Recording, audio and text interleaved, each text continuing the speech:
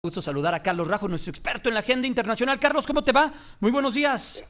¿Qué tal, Jaime? Estoy muy bien, gracias. Muy buenos días. Carlos, muchos temas, todo lo que ha sucedido con los refugiados, lo que está sucediendo en Europa. Ayer veíamos una foto muy representativa de un partido de la Liga Europea, de una de las ligas europeas. Tú que eres gran seguidor del fútbol y de este deporte, uno de los clubes pues con más seguidores en la liga, en la Bundesliga, entró a la cancha, entró al campo de juego agarrado de niños refugiados. Hay estos tipos de acciones, pero también lo que representa mucho es las acciones de los gobiernos y de sus gobernantes. ¿Qué nos puedes platicar de todo ello, Carlos?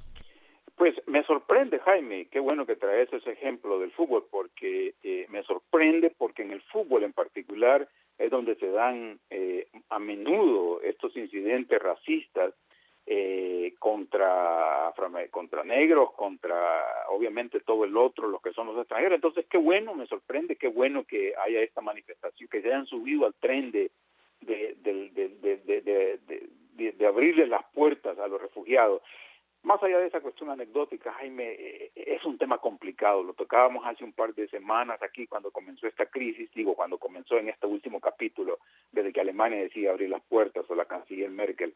Digo complicado, Jaime, porque obviamente yo soy el último en decir, en pretender o tener la verdad o en sonar antiinmigrante, porque yo precisamente soy un inmigrante, pero a lo que voy es que me parece que primero estamos de acuerdo que es la peor crisis de refugiados que se ha dado desde la Segunda Guerra Mundial, al mismo tiempo, y que los problemas son insolubles como el de Siria. Pero después de eso, no sé cómo cuadriculás el círculo, Jaime, porque no podés simple y sencillamente, con todo el respeto que tiene de la canciller Merkel, abrirle la puerta a lo que puede ser literalmente millones de gente, ¿no? Claro. Insisto, no pretendo, no quiero sonar cara dura, reaccionario ni nada. Sería el último en hacerlo, porque insisto, yo mismo soy un inmigrante, pero a lo que voy es cuál es la realidad. O sea, ¿a dónde establecer los límites? ¿Cómo resolver este problema? Los países estos de Polonia, de Hungría, de la antigua República Checa, que ahora es República Checa, y Eslovaquia, dicen, no podemos hacer esto. Ellos lo hacen porque no tienen, es una población muy homogénea, casi no hay gente diferente a ellos, y dicen, tienen miedo a que son los que van a venir son musulmanes, qué sé yo, por una cuestión racista, si quieres, pero también hay una cuestión práctica en el fondo de este planteamiento. ¿A dónde están los límites? ¿Vas a dejar que todo el mundo entre? Es que sí es muy complicado, como tú lo señalas, Carlos, es una línea muy delgada, ¿no? ¿Para dónde hacerse? Quisiera pensar en el ejemplo de México. Imagínate que hay una crisis en Centroamérica, vas a dejar entrar 5 millones, los millones que sea. O sea, insisto, por favor no se me tome a mal de que yo esté en contra de esto, simplemente estoy tratando de poner el tema en la discusión política.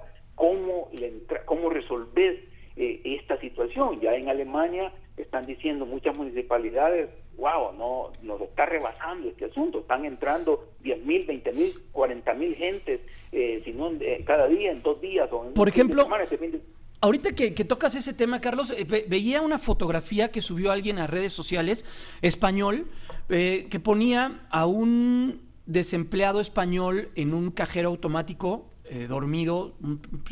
Claramente se ve que era una persona que no tenía empleo, que le estaba pasando muy mal, pero español, y el pie de foto decía, también utilizando un poco esto como golpeteo político, decía, y permiten entrar inmigrantes con estas condiciones mientras nosotros no tenemos oportunidad de empleo. Palabras más, palabras menos. ¿Ese es el tema? ¿Ese sería la discusión, por ejemplo? Una de las discusiones que es cómo resolver, cómo vas a resolver el problema, los gastos y todo lo que implica, que son vagones de dinero para absorber esta masa de refugiados, cuando al mismo tiempo tenés ya o no ha resuelto los grandes problemas económicos que existen en muchos países de Europa derivados de la crisis de 2008, por un lado. Por el otro, el contraargumento puede ser, no se complique la vida, Alemania es un país rico, sin ningún problema puede aceptar 1 millón de gente. Serán los economistas los que determinarán, que te dijera cuál de las dos versiones es la correcta.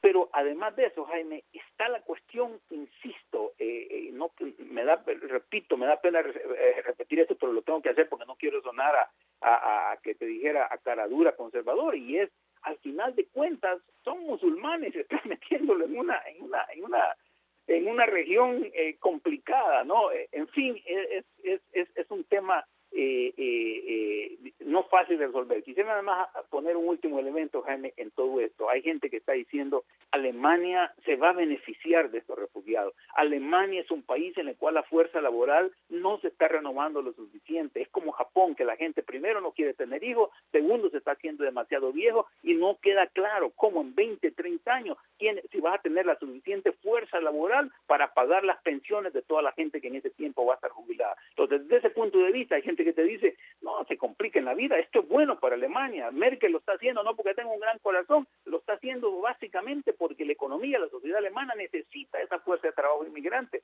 Es posible que sea cierto. Si eso es cierto, Jaime, y es una versión que te dijera práctica en todo esto, lo que está detrás, pues qué bueno, ¿no? Que además de la cuestión, resolver un problema humanitario y en el largo plazo vas a resolver un problema de la fuerza laboral de Alemania, qué bueno que así sea, ¿no? Será claro. La historia la que determinará. Insisto, en todo esto no pretendo tener la verdad absoluta, solamente poner los temas ahí sobre la mesa que son para mí complicadísimos y que no tienen una sola manera de resolverlos. Oye, Carlos, y esto llega a una reflexión y todo, no sé cómo lo ves tú, porque de hecho ya lo hemos platicado. Toda esta zona y toda esta migración viene de lugares que en su momento pues no tenían tranquilidad. Vaya, es que para no sonar como que están peor que como estaban hace algunos años, porque hace algunos años tenían gobernantes que eran unos dictadores, que se anquilosaban en el poder, que eran bárbaros, que no permitían democracias, que no permitían libertades, como los Husseins, como los Gaddafi, como el mismo Al-Assad ahorita, que continúa él ahí con una larga historia de familia.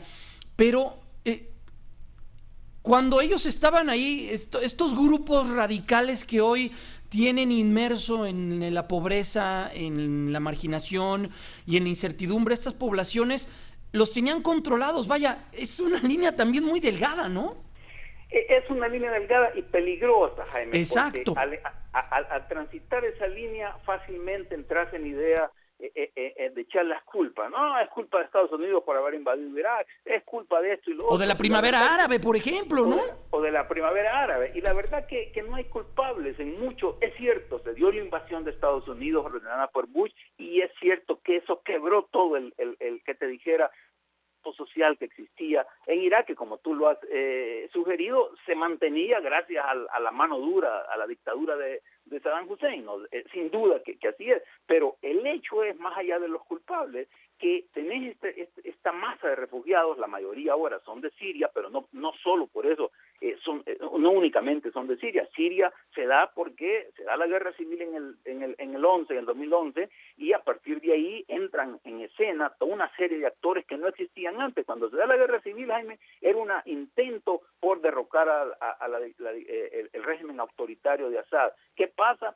Los que inicialmente generan el combate ahora son un actor menor, porque quien tomó la bandera ha sido ISIS, y ISIS básicamente es peor que cualquier otra cosa, y mucha gente prefiere salir del país antes que vivir bajo ISIS, o en este caso bajo Assad. Entonces tenés Siria, que es insoluble, no veo cómo lo puede solucionar, particularmente ahora que Rusia dice vamos a seguir dándole apoyo. Irán dice lo mismo, nos quemamos las manos con este individuo, ya que es necesario para la estabilidad nuestra, para nuestros intereses geopolíticos, que Assad siga. En Irak tenés un estado quebrado en el cual los chiitas siguen peleando con los sunitas y todo eso. Sí, claro. Pero tenés también tenés muchos de esos inmigrantes, son de Eritrea, de Sudán, de un montón de lugares que decir, ¿a dónde volvemos al inicio de la plática? ¿A dónde poner la línea? ¿A dónde están los límites ante esta cuestión, no?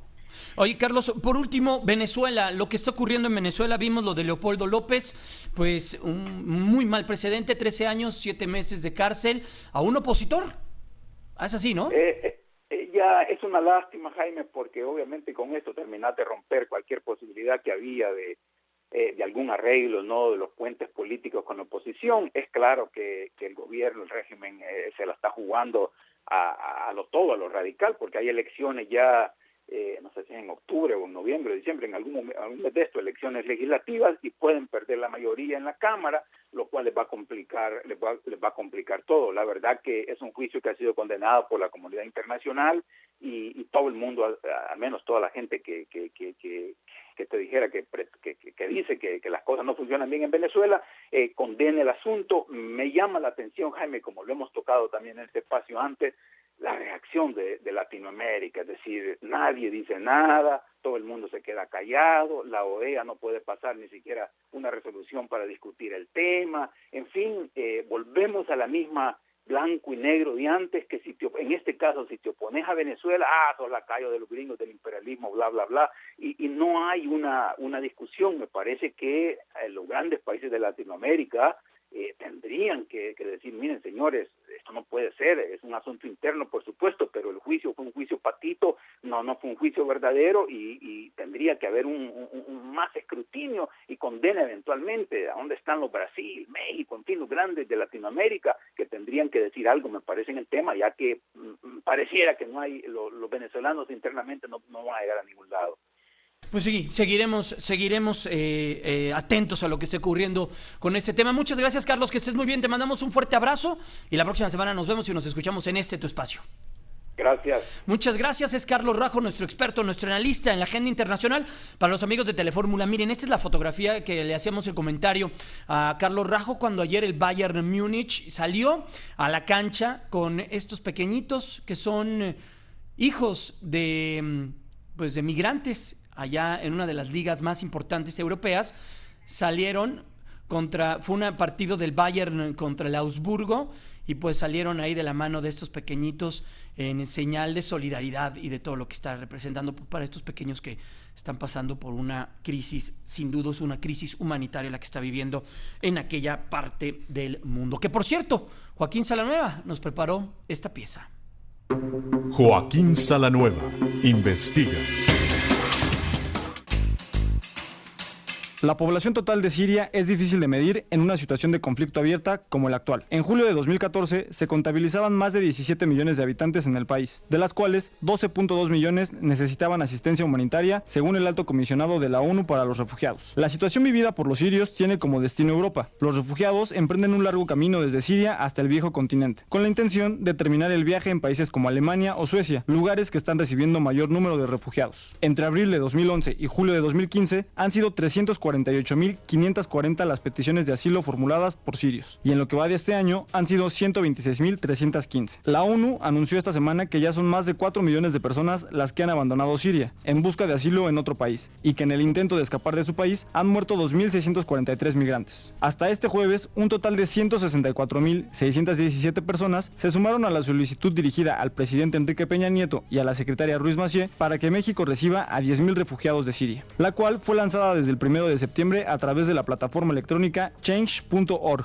Ante esto, la recién nombrada canciller Claudia Ruiz Massieu dijo que México analiza acoger refugiados sirios. La próxima semana llegará a México el primer refugiado sirio de nombre Esa Hassan, gracias al proyecto Habesha, que busca ayudar especialmente a jóvenes de aquel país para que puedan continuar con sus estudios en nuestro país. El número de refugiados que podría llegar al país aún no se determina, y aunque el país cuenta con una larga tradición de abrir sus puertas a refugiados, se deben de analizar distintos factores antes de actuar. Desde 2011, Grecia aceptó 1.275 refugiados, Italia a 1.005, España 1.335, Brasil a 2.077, Argentina 233 y Alemania 450.000, de los cuales 160.000 fueron en la primera semana de septiembre. Algunos países que no han aceptado recibir migrantes lo hacen bajo la razón de que existe gran riesgo de que el Estado Islámico se les cuele, lo cual generaría un gran riesgo en la seguridad de los países. Fórmula Noticias, Joaquín Salanueva.